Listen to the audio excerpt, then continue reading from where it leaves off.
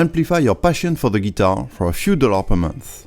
Head over to theguitarchannel.biz. Hello, I am very happy to welcome you another interview on the Guitar Channel. I am with the legend himself, Tom Anderson. So Tom, how are you doing? Doing good. Yeah. This it's a long show, so we're all anxious to go home, but it's been fun. Lots of good friends in this business. Okay, good. Yes. This is my very first NAMM show. So can you tell me what is your best and worst memories of past editions? Oh wow. Best memories are just all the people that I've met. Okay. You know, so many. I think it's always fun to see celebrities, but it's even more fun to get to know the people doing the same thing you're doing. Other guitar builders, you know, getting to know them and getting to know how they do things. There's in this industry, there's much sharing of information, and so consequently, we all make better guitars because we share and help each other. So I started playing guitar when I was 8 years old, and I never wanted to do anything but be a guitar player. Okay. You know, school unimportant for me. I thought, I don't need this. I'm going to be a guitar player. You know.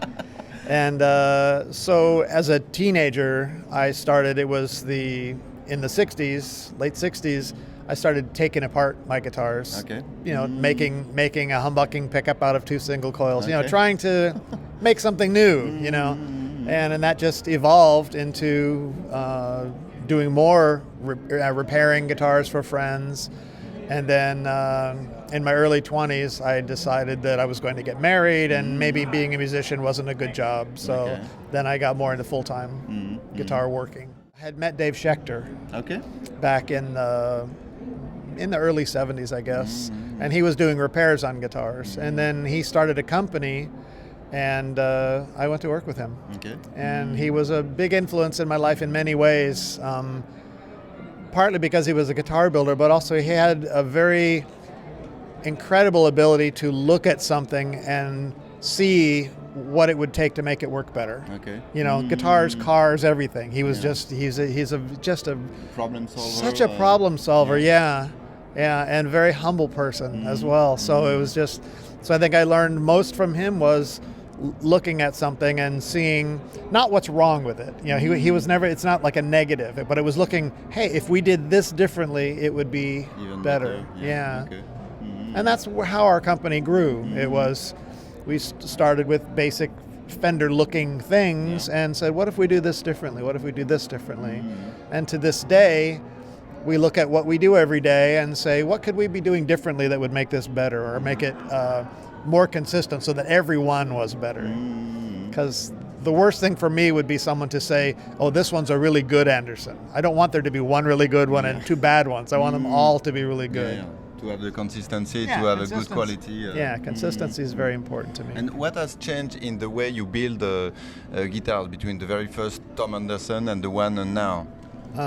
Practically everything. You know, we had an employee that had worked with us for maybe 10 years and then moved out of state for 6 years, I think. And then he came back and he was shocked that everything was different, even in only 6 years. And you've been building guitars for a very long time, so do you still have some ideas to implement? It never stops. It never stops.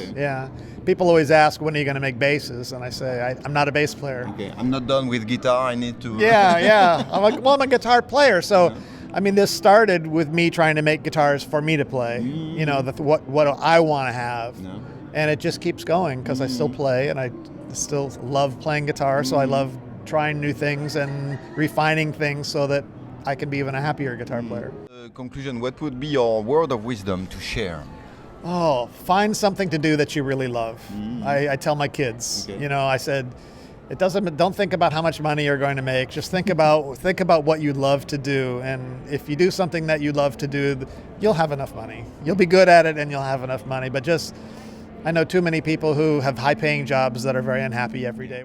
And it seems that guitar building is a good stuff for you. It's what I love to do. You look happy. Yes, very much so. After 37 years of doing this, that's good. I still love to go to work. Excellent. Thanks a lot for your time again, Tom. Thanks for having me. Bye-bye. Bye-bye. Amplify your passion for the guitar for a few dollars per month. Head over to theguitarchannel.biz.